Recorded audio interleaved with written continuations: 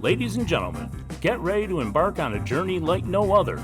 Welcome to the Glum Lot Podcast, your go-to destination for a unique blend of recovery and discovery. I'm Brett. And I'm Mark. And in this podcast, we will endeavor to create a safe and uplifting space for our guests and listeners to share their stories with sincerity and a touch of humor. Remember, we are not a Glum Lot. The Glum Lot Podcast is more than just a source of entertainment. It's a beacon of hope, proving that even in the darkest moments, recovery is possible. Every story we share carries the power to inspire positive change. So buckle up, get ready to listen, and join us in discovering the strength that lies within every individual's journey. This is the Glum Lot Podcast, where humor meets hope. All right, Mr. Brett, welcome to episode number 102 of the Glum Lot Podcast. Sorry, I'm feeling this. We're music. north It's of been 100. A little while. Yeah, it has been a while since we've been on this. And boy, we really want to get it going again. We've gotten some great comments from people. I just heard a story recently about someone who went back out, and while they were drinking, they were listening to the podcast. How about that? And it helped them to want to come back. So if that's the only thing this podcast does, it's worth doing, right? Yeah, that makes my heart full for sure. Also wanted to let our listeners know to join the Facebook group, the Glum Lot Podcast on Facebook.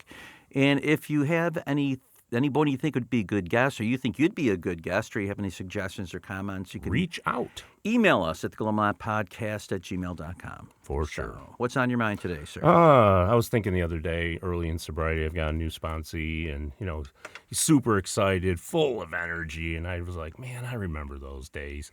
I recalled one time where I went up to my wife, and I was like, no, in fact, I called her while I was on the road, and I knew there was a spot where the cops hung out, right, for speed traps and stuff. And I was like, I wonder, I'm going to do it. I'm going to go up and drive up to them and let them know if they have anybody that they notice on the side of the road that really needs help. I'll give them my number, and they're going to hopefully call me, right? I was all about this, right? And so I had a high, right, just like this guy did. And I was like super stoked. And I think that's okay, right? And sometimes you have real bad lows, right? Well, it's the pink cloud. It is. Yeah. But I think what I was going to talk about now is the importance of emotional balance, right? It's good to go up a little bit on the spectrum. It's good. It's okay if you're down a little bit, but it's when you're at one side or the other and the scale's way out of whack that we got to be careful. Yeah, and when you're reading about the fourth and fifth step, they talk about natural instincts out of whack. Some of the things we do and think are natural instincts, but we take them to the whole new level. And it's the same thing, especially early in sobriety, with swings of mood and emotion that's super high, enjoy it a little bit, but don't marry it because it's not going to stay a long time. And also know that those lows, you can get through them. And you got to pull back on that too. And there's a lot of techniques we use in the program. One of them is make a gratitude list. If you're feeling bad about yourself, always talk to another alcoholic. Bring it up in a meeting. All these tools that we have to get ourselves back on the middle path. Yes. I know the Buddha talked about that. Oh yeah. The middle path.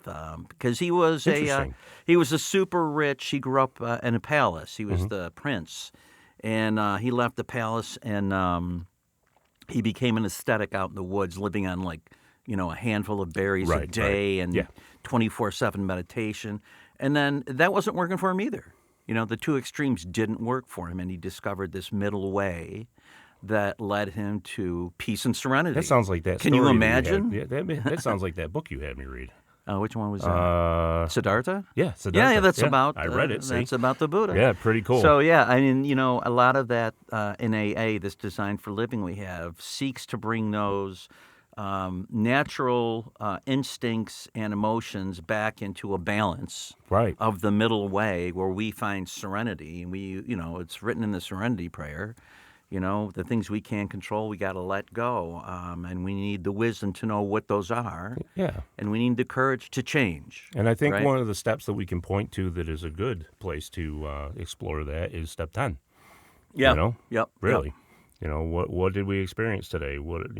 like you said, Right, that one daily of those things that inventory. are out of whack or way, way on the other side of the spectrum, that's a good place to take that inventory and Yeah, work and I on. know for me, some days I take things so seriously, and I can get really depressed, or I can experience self-pity, And sometimes I or like it. self-doubt. Right, sometimes we wallow in it, and other days I'm happy and I'm fine, and I'm like, this is so easy. You know what I mean? And that's kind of the natural rhythms of life. Yep.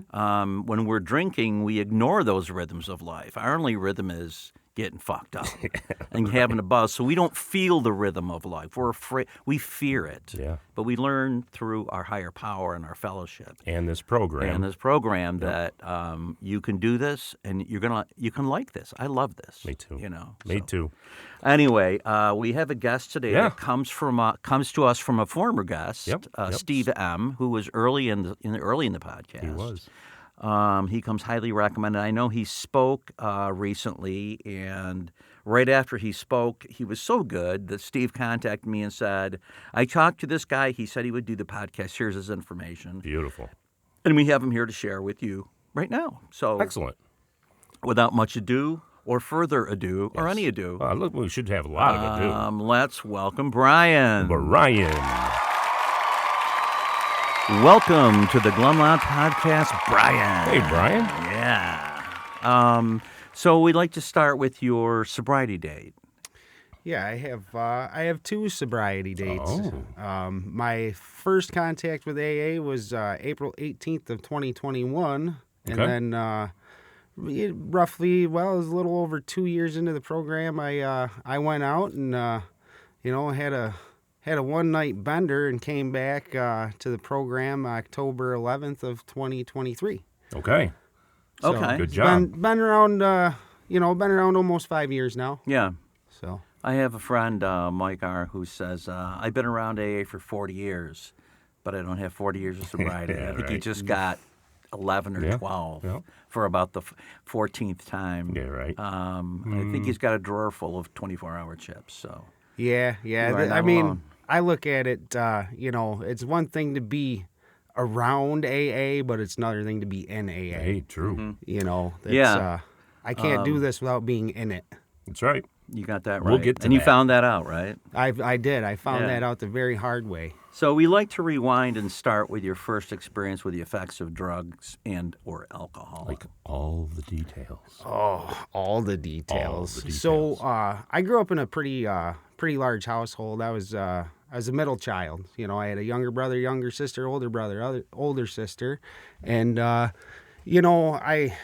at a very young age, I always found myself, I couldn't relate to the younger ones, and I always wanted to fit in with the older ones. Oh, yeah. Yeah. So, it was kind of a cool thing to get involved with the older ones, but part of that was, I had to party like them too. How 'cause old were you when you first were exposed to that? My first experience with alcohol was right around the age of 10.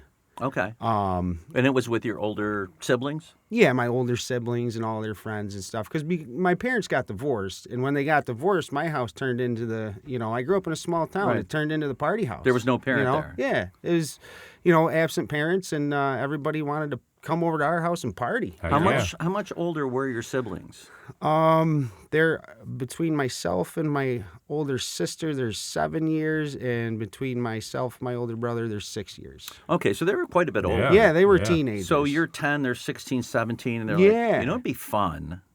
Let's get Bryon fucked up and see what happens. Oh, and I loved it. I loved it from the very Did you? beginning. What'd that feel like to you? For me, it was like, for one, it was the first time in my life that I felt like I fit in somewhere. Right. Yeah. That was a big thing. And then another thing was, it's just like, this is cool. I'm hanging out. I'm partying. I'm hanging out with my older siblings. And at 10 years old, we don't really know what the hell's going on. What we're, Right. we know it's bad, but we don't know how bad it actually Right. is. But that's okay, because I feel like a badass. That's right. Right. And I'm going to because get it was respect amongst cool. the other 10-year-olds, right? You got it. You got it. You got the juice. So what was, well, you just said juice. What was the beverage? I don't even recall. Must have been that It good. was probably liquor and beer. I mean, it's whatever we could get our hands on at the time. Of course, I had older cousin that was living in the house at the time.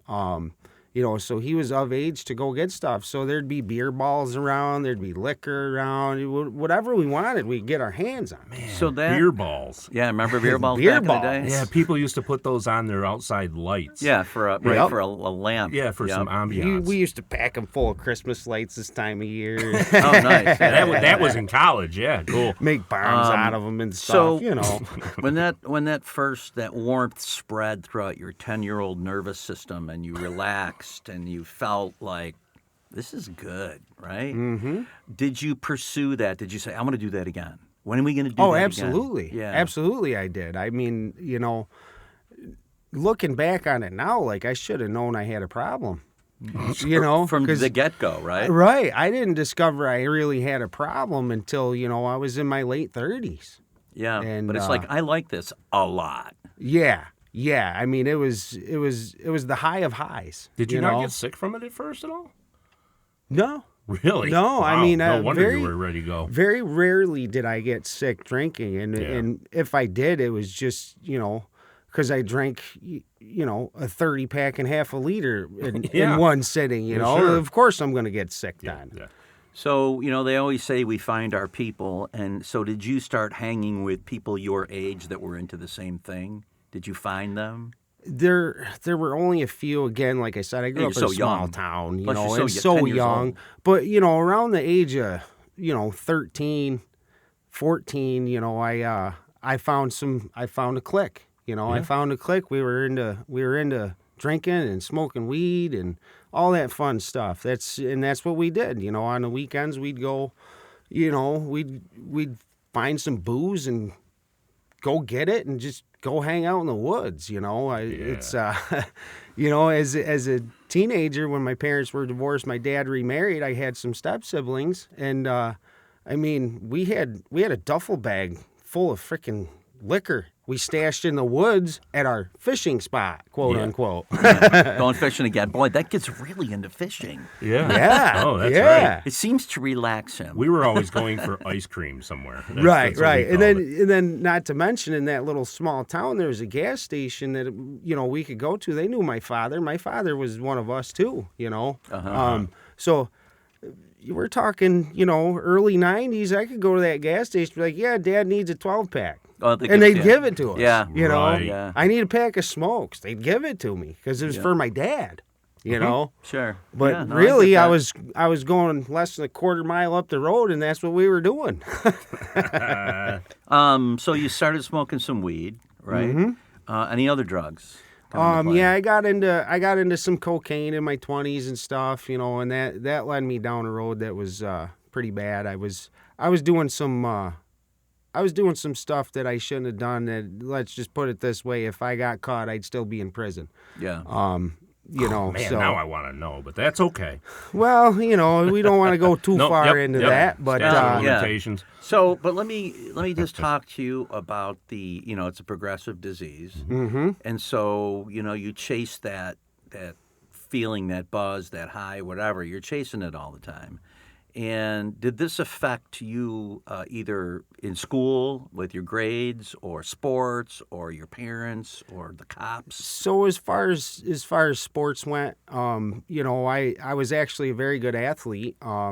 As a student, I was one of those smart kids. I was smarter than the teachers, and I could literally go to school, listen to what the teacher had to say, take some notes in class, never do a lick of homework, and I was top 5% of my class on all the testing. bet, based on everybody that we have interviewed. Boy, alcoholics are This not is stupid no, people. We are nope. not stupid. Almost, Nope. I could have bet that you were going to say you were good in school. Yeah, Yep. but as if you looked at my averages of 30s and 40s throughout the year, Sure. and then you see my test scores, you'd be like, "What the hell is going on with That's this guy?" exactly what it was with me. Is Me too. my average in school was, I think it was 79.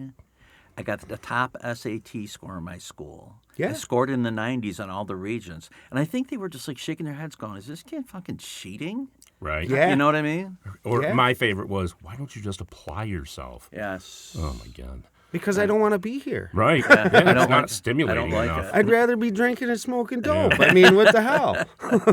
But so no problems? Or... Did you get in trouble with the cops or anything? No ever? major problems. No major problems as like a teenager and stuff. I did. So, to kind of rewind, my first child I had with a woman, there was this whole fiasco where I didn't believe it. We went to court, blah, blah, blah. I paid paternity tests and all that stuff. And, when my daughter was about 4 years old, she decided that she wanted to try things out with me again, but she was still in her marriage on the way out of that. So we were getting together and hanging out, doing stuff. And one night, one day she completely ghosted me and stuff. So I got whatever. I went out drinking and How old were you smoking at with the my time? brother. I was, let's see, I was 23, 23 or so. So you had a kid at 19. I had a kid. Nope, I had. Let's see, Jersey's 21. I'm 43, so I had my daughter at. What's that? 12. Just kidding. Drinking at 10, fathered Well, by 12. That's right. That's right. Why not? but Why you not were- go all the but way? you So were I was like young. 21 when But I you were had my young. daughter. You were yeah. young. But no DWIs, none of that None of stuff? that. So Okay. the only time I really had big conflict with the cops was I was out drinking and smoking with my brother one night, and I happened to drive by her house, and I see her soon-to-be ex-husband's car there. And I was a hunter when I was a kid, growing up, and I had it was duck season, so I had my shotgun in the back, and I pulled over, stepped out, put one slug in the chamber, and I put it through the windshield of his car. You went car hunting instead of dog hunting. Yeah. A slug, so mind you. long story short, I was looking at 5 to 7 years in prison, and thank God I've spent time in the volunteer fire department. I knew a lot of cops and all that stuff, and I had a lot of people on my side. I was able to get out of that with a slap in the hand. But boy, let me tell you, that was a long 7 days in the slammer. Yeah. Oh, so you did get arrested for it then. Oh, I got arrested. I would imagine so. I got put in jail for 7 days until we got the bail money up to get me out. And I had a lot of good family members on my side that bucked up and got me out of jail, helped me with lawyer fees and all that stuff. And But when this whole thing went down, you were drunk? oh yeah, Yeah. why wouldn't I be? And 23, 24 years old. Come on. And so this continued for how long? This So- way of life? Shortly after that, see, here's the weird part that I realize now in recollection, getting sober and like actually going through and doing the 4-step inventory and working through my life and seeing what was what and where. Shortly after that, I straightened up a little bit, and I met my future ex-wife. We had a kid together, and I have a son from that relationship that I inherited. I never fully adopted him, but I inherited him. For quite some time, probably 6-7 years, if I drank, it was 1 or 2 drinks. I don't know how I did it. Yeah. And in reflection, I was looking at like I was living a lot of these principles that we learned in this program during that period of time that I was able to stay sober. Okay. And it was a great life and then I got to this place where I started questioning my legacy. Like, what are people going to think of me when I'm gone? Wow. What am I going to leave behind? And that drove me towards the drink, because now I'm experiencing that spiritual malady we talk about. Right. It's like, Well, you also... and what's my escape? You also alluded to the fact that your father was one of us. Correct. Now, was he actively drink? And when you say one of us, you mean an alcoholic or recovered alcoholic? Or both? Both. So when Both. you were growing up, was he actively drinking? Oh, absolutely. I mean, I grew up in an abusive household. My father would come home drunk and we'd all disappear. Okay, yeah. And it was every night he was beating the shit out of my mother, Yep. So you had all those ACOA things happen in your life where it's so odd, but it's like my father was an alcoholic. You grow up in an alcoholic home, and oddly enough, it's the most natural thing that you're an alcoholic. And you think it would be like, no, this is what I'm not doing. I'm not doing what he's doing. Right. And I told myself that for many years. And there I end up. Yeah, I mean, when my father died of cirrhosis, I just come into AA, but before that, I was drinking more than he ever drank. Mm-hmm. And I'd see, he cheated on my mother. He was a remote father. All the alcohol. He wasn't abusive, but he just was never around. But all those things you see in your life that you're like, whatever I do, I'm not doing that. Mm-hmm. And then you do it. Right. And it Right. all has to do with that, compulsion and that obsession. and that probably came into that legacy thing that you were thinking about, right? Am I going to continue that on, right? Right, absolutely. I mean, there was so much going through my head during that period when I started getting back to drinking, and then, that's when I really noticed the progression.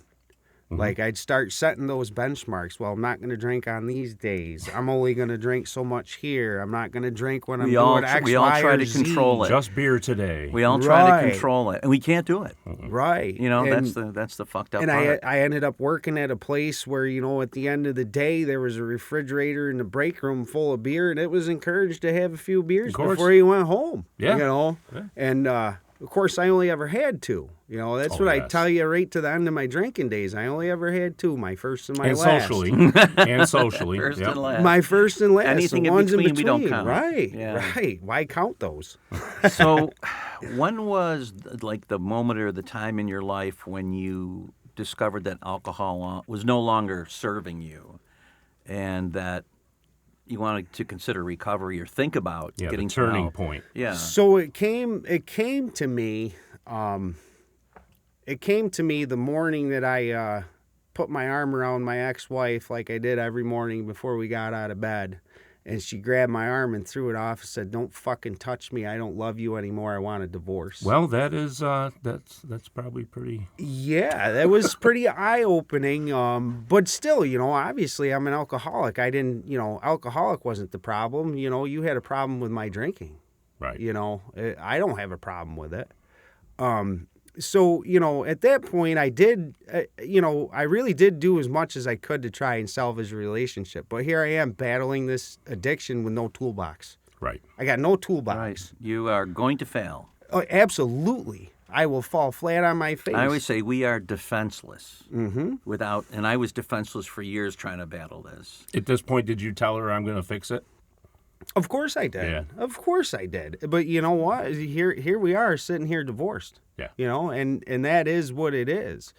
It's those are consequences that we end up suffering. That when I first came into the program and I'm trying to grasp this unmanageability we talk about in the first step, and it's like, my life's not unmanageable. I have a job, I have a place to live, and I have a car. Yeah. Right. We're in denial. That's all I could see. Right. I couldn't see that I was a son in name only. I was a father in name only. I was a sibling in name only. I was a friend in name only, because I didn't show up for anybody unless I could get something from Right. them. Right. Unless there was a transaction available. Yeah, it was all transactional. So you mentioned that your wife put her foot down, and that's something that someone who's closest to you saw.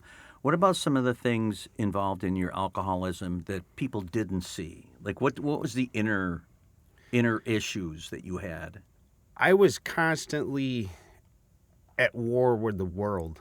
It was, we talk about it, the selfishness, the self-centeredness, and all that stuff. And the actor, like that part, Isn't the that actor amazing? in our book Yeah. was written for me. Yep. If everybody would do anything and everything I said, when and how I did it exactly the way I want you to do it, everything would be fine. And sometimes they would, right? Sometimes they would, and it wasn't good enough. That's right. Yeah, and living like that is a recipe for extreme unhappiness. Absolutely. That leads to depression. that And leads resentment, to because ultimately resentment the other and human's going to anger. say no, right? Right. So you're going to have resentment. Right. And that's a huge kick in the face when that stuff really starts to happen. And, of course, as good alcoholic, what do?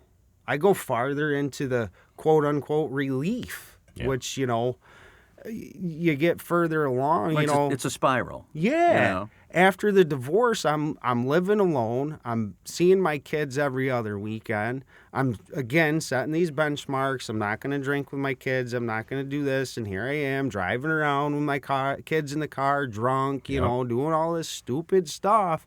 And it's just like, at that point, no matter what I tried and no matter how hard I tried to say that I'm going to put the drink down, I couldn't. I couldn't. And the experience of drinking for me at that time was I would drink and get 1 to 2 hours of that relief we talk about when we have the drink. And then after that, I would be just as miserable as I was before I picked up the drink. You know, the thing is, like, I drink because it makes me feel good. But I hate myself all the time, and I hate myself for doing it. How, you know, it's a no-win situation. Right. It's like, what do we do at that point? So, did you go to rehab or anything like that? No, because, I actually got to the point earlier on in my life, I attempted suicide. And I As a result of this stuff? Yeah, it's just, stuff going on in life. And it was right around the time that I got arrested and put in jail. I'm like, life is over. Fuck this shit. I might as well just end it. And just resolve to the fact. Right. And that same gun I tried to use to, kill myself with, I took out a few months later and killed a deer with. Yeah, so right. It's like, what? So here I am. I'm at this point in life where, like, I don't want to live anymore. I do not want to do life. I don't want anything to do with life whatsoever. But I can't kill myself. Right. Because it didn't work so many years ago. So guess what?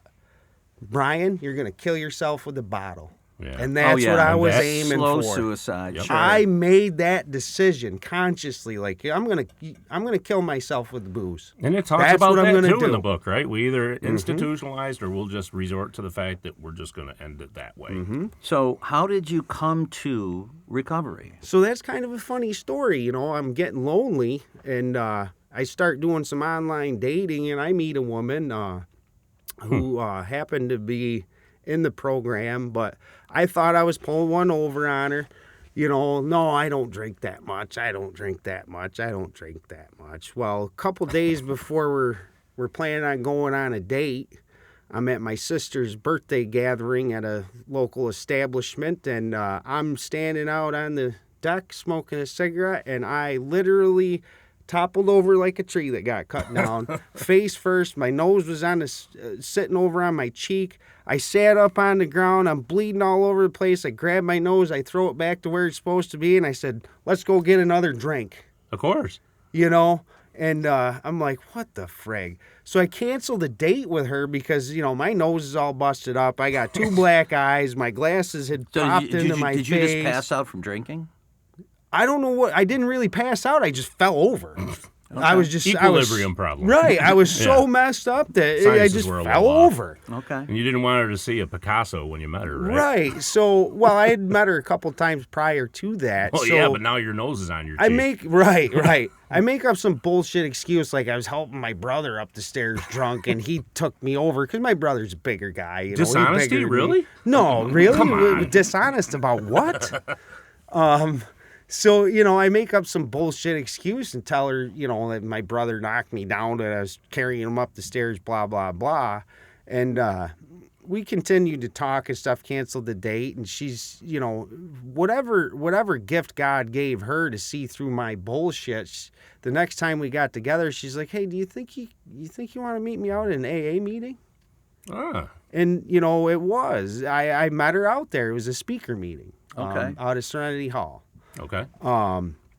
So I go to this speaker meeting and I'm half in the bag, whatever. I'm not taking anything serious, not even thinking an ounce about getting sober. I'm just trying to appease this woman because I want to get in her pants. There's honesty.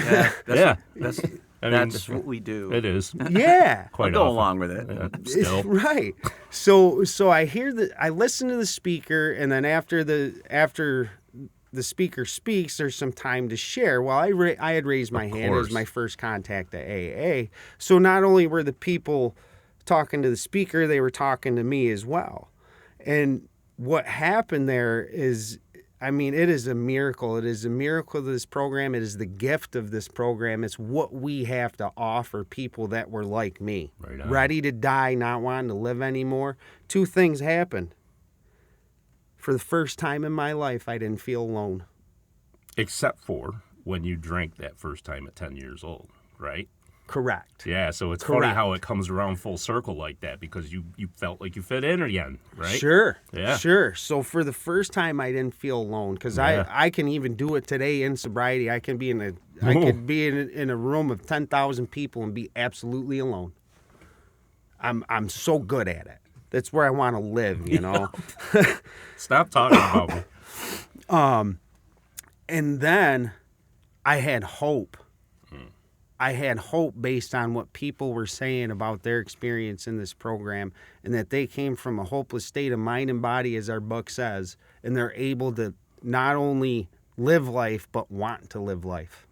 Did you have any misconceptions about what recovery was before you came into AA and found recovery? I honestly had no clue what recovery was. It just wasn't a thing for you. It just wasn't a thing. I mean, I heard of AA, and, you know, in my drinking days, I was the guy running around town saying, you know, I'm not an alcoholic. I'm a drunk. Alcoholics go to meetings, you know? Right. Because that's literally the delineation for me back then was, excuse me, alcoholics go to meetings, drunks drink, you know? So during that introduction in the first days of AA, did you decide to come back to go to regular meetings after that speaker meeting? So that was a Saturday night. Sunday morning, my ass was in a chair at open house. Okay. That's my sobriety date. That meeting was my sobriety date right there. I raised my hand, and that was my first meeting. So that I came back that Sunday, had my first meeting, got all those feelings from the night before again. You know, like, I'm not alone. There is hope. I might actually be able to get to a place where I want to live. So you start thinking, maybe I'm in the right place. Right? I'm getting something from this. You know, if nothing else, I'm getting hope. Absolutely.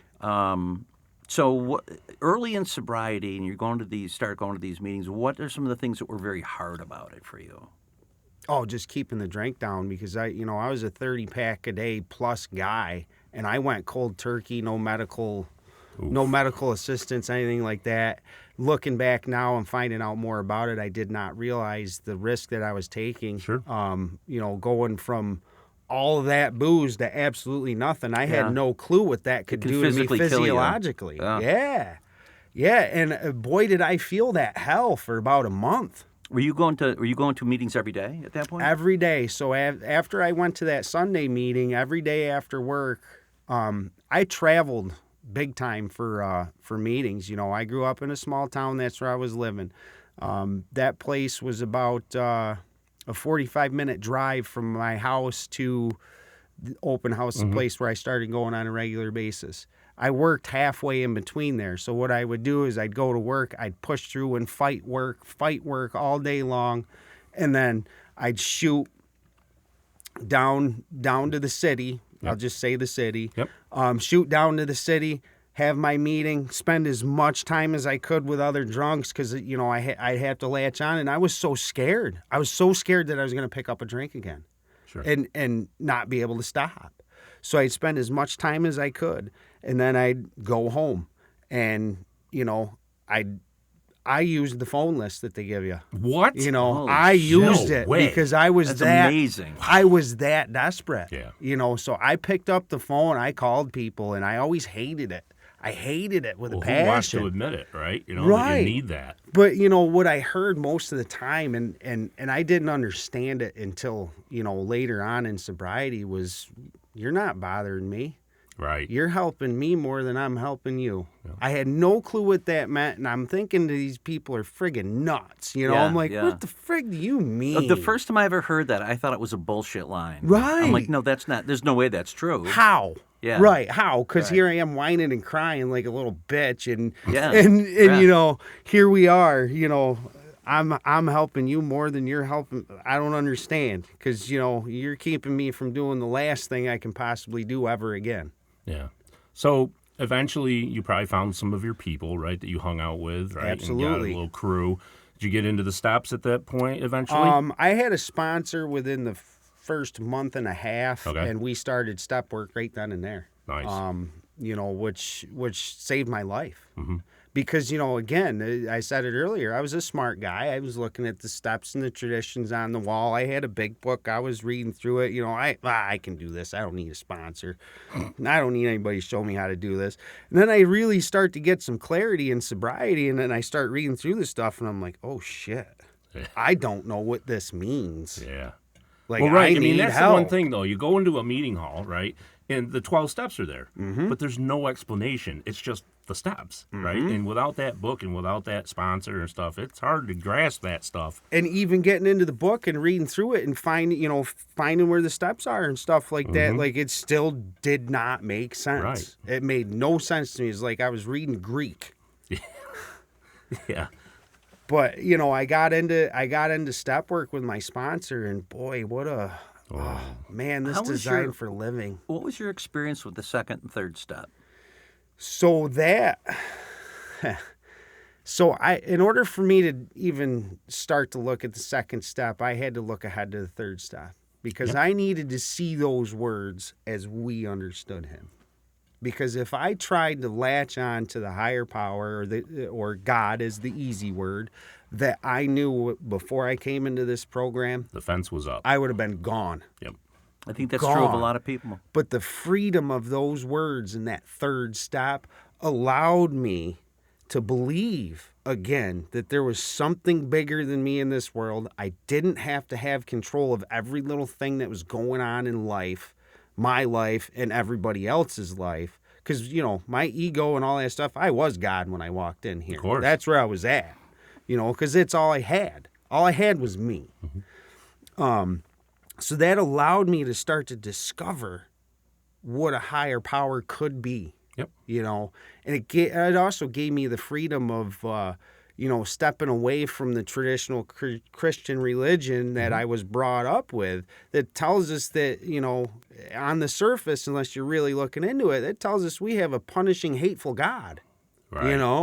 And it's like, how am I supposed to believe that wants to help me now? Especially with what I've done, right? Exactly. No hope. There's no way that my sins could be forgiven, So that I had to look to the third step to get the second step. And then once I got the second step, the third step was fairly easy. It became a practice. Sure. My sponsor had me for 2 weeks, twice a day, third step prayer, 2 weeks straight. And after, at first I'm like, whatever, this ain't working, blah, blah, blah. But by the end of those 2 weeks saying that third step prayer and really starting to believe and then hearing a woman in a meeting because I was struggling with it, bring it up as a topic because that's what we do, right? Yep. When we're struggling with something, we bring it up. I heard a woman say, all it is a decision. Yep. Yeah, Mark That's talks it. about that a lot. Yeah, it's a decision. That's it. And I'm like, oh, mind's blown. Yeah, right? Yeah. Mind's blown. It's just a choice. Yeah. It's just a choice. You can complicate the shit out of it. Oh, though. yeah. Absolutely. This program is so simple. I'm the one that makes it hard. So you had success, right? And did you go all the way through the steps? All the way through the steps. And then I got to a point in sobriety where, okay, I can start getting back from meetings a little bit. I can start opening foot life. off the I accelerator. reconnected with the same woman that brought me in here. So we decided to start a relationship, and I got further and further away from the program. She relapsed. I'm, trying to do my best to help her through all that stuff. And in the meantime, I'm not taking care of myself. We all have good forgetters. I like to believe in this program, and here I am forgetting anything and everything I learned until it just got to a place where, once she got through her relapse and started to get better and heal, like, There you were. I don't need this program, blah, blah, blah.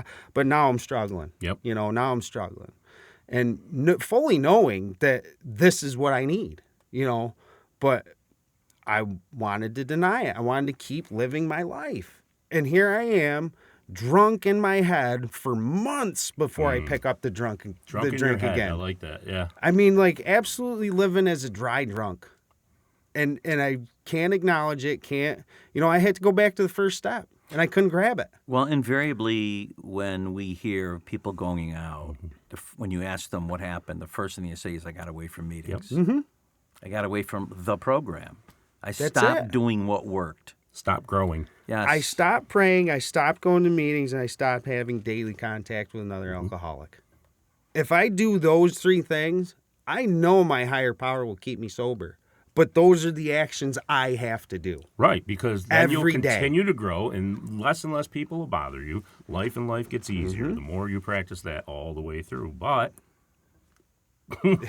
So she gets sober again, then you go out, right? Are you still with her at this point? No. Okay. We had a pretty bad falling out, and I think it's important. It's hard to talk about this, but I think it's important to state that, while she was in her active relapse, there was an incident that I ended up burying within myself that I didn't discover until I was going through some outside help with therapy. Okay. That, I was raped by this woman while Okay. she was in her active addiction. Yeah. The only reason I bring that up is, there might be somebody out there that had similar situation happen to them. And, that's key. And I can't push too, well, we're talking about this right here. I can't push enough that, I discovered after getting sober and going through these steps that I had some huge mental illnesses that I had to deal with. And AA couldn't fix that. Yeah. I had to go get Some that deep outside trauma. help. Yeah. That's not uncommon either. And that is good advice. Yeah. Alcohol is a symptom of what's going on with us. And for me, too, I had the same thing. I got sober, and then I started having some problems. Yeah. And I went to a psychiatrist, Yep. and that's what I needed to do. I needed to work on, that problem that I was using alcohol to treat. And then we Absolutely. really find out about ourselves, right? And that's so important. yeah. So important. Yeah, I mean, and with all that, this design for living, getting that outside help, completing therapy and all that stuff, I realize today that, like, I can do anything that I want to do. I can be as uncomfortable as I have to be with whatever life throws at me, stay sober, and still want to live life. I'm learning how to live, and I'm learning, and I'm growing up here, It sucks it took me till my 40s, but you know what? I have a better life today than I have ever had, and I have nothing to do with that because I have to turn this life over that I have to my higher power. And now your legacy will look much better. Absolutely. And you'll be, right? Absolutely. I mean, I cannot, words cannot express what this program has done for me. What my higher power does for me every day as long as I ask him. And can you talk about the value of the fellowship? Oh, my the other goodness. guys in the program. Oh, my goodness. I tell you what, my own thinking's what got me here, okay? And as far as the fellowship goes, like, if I got anything going on in my life, I have to talk to somebody about it that's in the program, because A, they either experienced it, or B, they're going to know me well enough to say, what the fuck are you thinking? Yeah. Because that happens a lot. And I say that to myself sometimes. I'll be in the middle of going through something, and I'll be like, what the fuck are you thinking? And there are a lot of common mechanisms in addiction and thinking and, alcoholic thinking that when you say something, you present an issue, we recognize it because we've been there or we felt it or we still have it. Mm-hmm. So, and like you say, people that aren't alcoholic, there's a lot of them that they're not going to get that. Yeah. It's not going to be intuitive to them. Well, they aren't used to expressing their feelings, so how are they going to do it with you, right? And Sure. Yeah, they don't get that. And within the 4 walls of those rooms, my gosh, the empathy, right, the knowledge, all those things, and the closed mouth for the most part, right? Yeah. Yeah. It's just crazy. I couldn't live life without my people in AA, this fellowship, and my sponsor. I just couldn't. I couldn't do it. Tell us how you came back. So that night that I went out and drank was when I realized that I can have all my misery back, because obviously I went through the Guaranteed. steps. I had a spiritual awakening of sorts and all of that stuff, and I was starting to have a life. And, again, like I said, my thinking was drunk prior to actively using, but when I actively used, like they tell us, you pick up where you left off. I went right back into that 30 pack. I mean, I drank that night, that one night, I drank 2 8-packs of 16-ounce beers and a little over half a liter of Jack Daniels. Yeah, in so one night. You did not ease back in. No. You came back with a vengeance. Because as soon as I put that first drink to my lips, it was over. It was over. Yeah. Done. And how long did you stay out for? I was at a meeting the next day. Yeah. So one night you went out and got fucked up. Boy, and all of it came back. Not just the physical, symptoms of getting drunk and drinking and all that stuff, but all of that misery, all of the feelings, all of the I'm a piece of shit, I'm no good, I'm not worthy, I can't do this, all of it came back. As well as all that AA that you knew. Right. And then I'm like, holy crap, I want to live today, because that feeling came back too. Like, I just want to die. Yeah. I don't care. I want to die. But when I got through the other side and woke up, I'm like, holy shit, I want to live. I don't want to die. This is what I knew. This was in me enough to know that this is the only thing that works for me, that gives me a life. This is where I needed to be, and that's what I did. I came back the next day, but I'm still in that relationship that I was in, so I'm just dipping my toe. I'm dipping my toe. It wasn't until, I was meetings here and there, talking to other drunks and stuff like that, but I wasn't really fully immersed in this lifestyle. Were you still drinking at that point or no? No, thank God. No, I was not actively using. I was doing my best to try and live the life that I was in and deal with the cards I was dealt and try and stay sober the best I could and not cause any more damage. Because, of course, living as a dry drunk, I caused damage to my relationships that I had rebuilt and all that stuff. So here I am starting all over again, But it wasn't really until I was... the relationship was coming to an end. We had a roommate agreement going on and all this stuff. I ended up getting fired from a job because I'm being an absolute shithead. I'm not using the skills that I've learned. I'm not using this new toolbox that I have to live my life. So I'm being an absolute shithead. I end up losing a job. It's time for me to move out of that house. I'm supposed to be staying with my sister. My sister says to me, I can't have you here. So now I'm jobless. I go to a job interview. I walk into the job interview. Hey, I know you. This guy in the program. Like, whoa, thanks, God. Like, this is where I'm supposed to be. Now I'm facing living out of my car. I just got a new job. All this stuff. So financially things look bad. So I hit my knees. I pray. I get answer from God of take these actions. I take these actions, and then I just let stuff sit. But in the process of letting that sit, I still had to make phone calls. I still had to say, hey, where's my application on this place? What's the status of this? Do you need anything from me? All that stuff. I took my actions and I set it down and let God handle it. And then, boom, I get a beautiful place.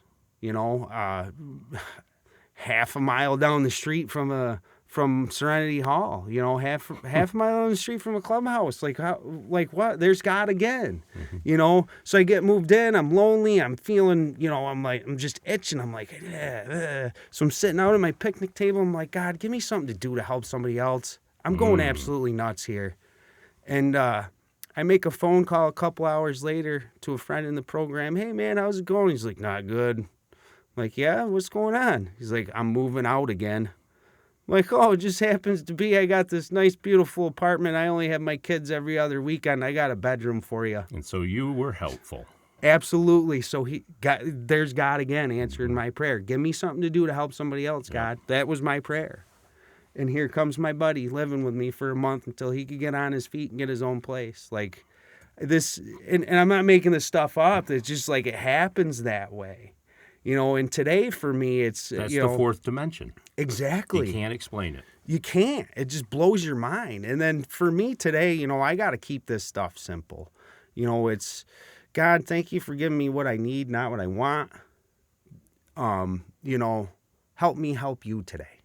If somebody is listening to this podcast and they're struggling or they're sober curious, what would you want them to hear? Man, that's actually a tough question. It is, but, isn't it? The one thing I can say is, if you come in and or get exposed to this program of Alcoholics Anonymous, sit back, open your mind, and listen to these people and believe them. Yeah. I have not found but maybe a handful of people that I don't believe are living this program. Everybody that comes into these rooms, they take the skin off, they bear it all, and they put it out there to help somebody else. And that is my primary purpose today. Anything I can say or do to help another alcoholic get or stay sober, I'm going to do. That's my primary purpose. Right. And you've discovered, too, that is the greatest thing for you. That is the best high in the world. And the most important. Sitting here with you guys is the best I know, trust me, I'm not going to sleep tonight. You know what I mean? It's like we're sitting here as a group of drunks talking about our stuff. That is, and if I help one person out, if I said one thing to bring one person closer to this program and closer to God and closer to sobriety, then I did what I'm supposed to do, and that is the best gift I could ever receive. And when I look at, we do get reports of, where this is downloaded, and I see all these, 47 different countries. I'm always wondering, is there somebody in Singapore that speaks English that's heard a podcast tonight and it's given them hope, or they've heard part of their own story, or they couldn't make a meeting and this got them through the night. You know what I mean? Fantastic. Well, isn't that how AA started? That's it. Right? That's it. It and is. What a miracle. How blessed are we that these guys, figured this thing out. Mm-hmm. Oh, it's divine. It's definitely bigger than any of us. Yeah. Fortunate to be born in a time when this was available. Oh my gosh. Mm-hmm. And not only available, but really it's so well known now. Recovery is, for everything. And, sometimes I think, particularly on social media, when I'm looking at it, I'm like, people are kind of trying to make a business out of it. Oh, yes. And, I'm like, okay, that doesn't work for me. No. The miracle of AA is nobody runs it. And it's not mine. It's not mine. I didn't come up with this to sell it. No way. No way. If I could have come up with something like this. Careful. Yeah. Anyway, well, we've come to the end of our time, and we want to thank you so much for coming in, Bryon. And speaking to us. Thank you, guys. Until next time, next time on the Glum Lot Podcast, I'm Mark. I'm Brett. And I'm Bryon.